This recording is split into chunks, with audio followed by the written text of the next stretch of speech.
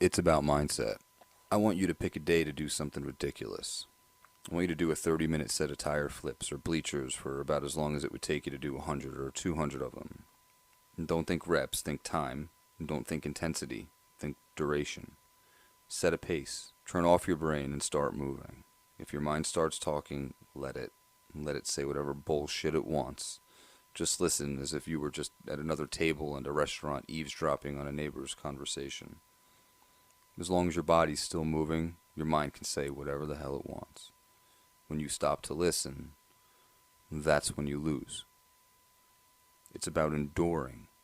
The beauty is you pick the speed until the time runs out. If you can do 4 miles, you can do 40 miles. It's plain and simple. If you could do 10 bleachers, you can do 50. If you could do 60 tire flips, you could do 1,000. As long as you have stored fat and patience, you can arguably do any one of these indefinitely. Free your mind, and your ass will follow. He asked me if he chose to do 30 minutes of flips on Monday, is that all that he should do? And I responded with, well, that's up to you. What I can promise you is that the suffering will never get any worse, as long as you don't go back. Soreness is not infinite.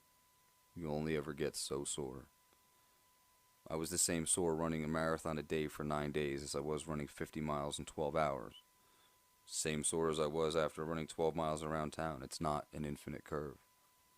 Now injuries can last forever. Basically, if you've ever been sorer than you've ever been in your entire life, then that's about as sore as you're ever going to be. It might be in some new places, but it never gets worse than it can get. And you've probably already been there.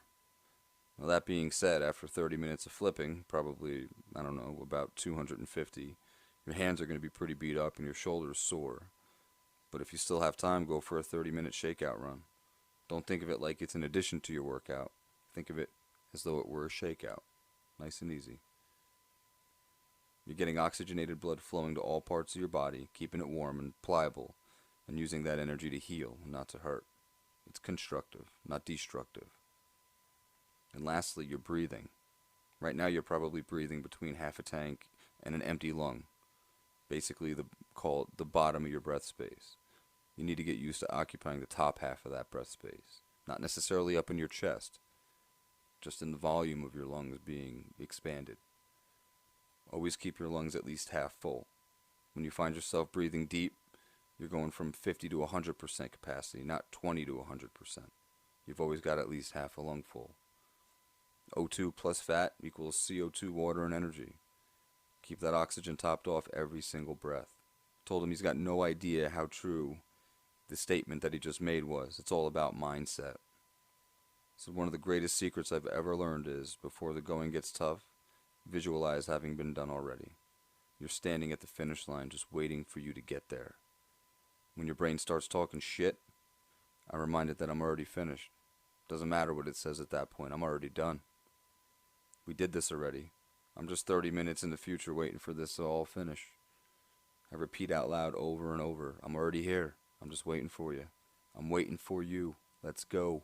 He thanked me and told me that it was incredible advice. And I mentioned that he's on the scent and I can't wait to see what his first superhuman trick is going to be. But I know that it's even going to surprise him.